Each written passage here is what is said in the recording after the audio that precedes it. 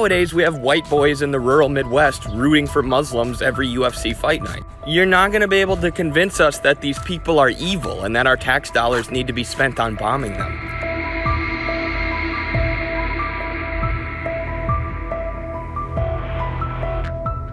Ain't nobody afraid of Muslim people anymore. The war on terror propaganda is not working. I've met a lot of Muslim people at this point in my life, and almost all of them were extremely kind, and a lot of them were super disciplined and focused, which is something that I respect a lot as a wrestler. Some of my favorite mixed martial arts fighters like Khabib Nurmagomedov are devout Muslims. Nowadays, we have white boys in the rural Midwest rooting for Muslims every UFC fight night. You're not going to be able to convince us that these people are evil and that our tax dollars need to be spent on bombing them. And you know who hasn't always been kind and friendly to me?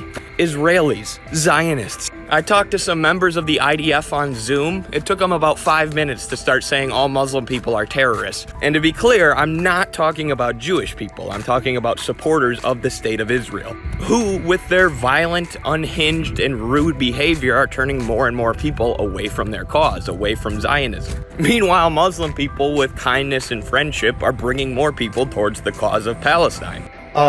There was a point in my life where I was homeless, and there was a point in my life when I couldn't afford food. Same time, obviously. And you know who fed me the most? Arabs, and Arab men, specifically.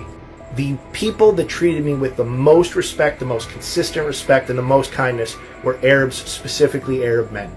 I knew that if I begged in the fancier white area that I could get to, in the area near the commuter trains, nobody acknowledged I existed. They walked by me, they didn't see me. And if you can't afford to give someone something and you don't want to make eye contact, whatever. I'm not here to police how you interact with people. But these were people I knew could give. These were people I would see go in and pull out a wad of money, and I'd be like, hey, can you buy me something? And they'd be like, I don't have money. And it's like, okay, whatever. Like, you don't have to give me anything. But they never would. Like, they rarely would.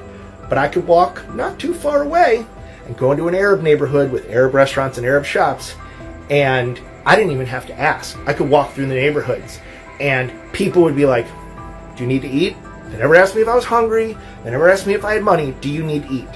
And they would feed me, and they wouldn't feed me crap either. It wasn't yesterday's bread or a peanut butter and jelly sandwich. It was a heaping to-go container of the best foods that they like. But I remember one time this guy said, let me get you some food. You look hungry. And I was like, I'm so hungry. And he brought me food, and he brought me an entire pitcher of water to sit and drink, because it was not the best day and I needed a lot of water. And every time he saw me, he waved me down and he was like, do you need food today? And I was like, I do. I need food today. And sometimes I'd say, somebody else fed me. I'm good. And he'd be like, okay, come by for dinner. Like, that man always fed me. I remember this one guy who owned a restaurant like across the street and like half a block down, and he was like, is he feeding you every day? And I was like, oh, I'm in so much trouble. Or he's in so much trouble and I don't want to cause any problems. I was like, yeah, he feeds me every day. And he was like, no, I feed you half days.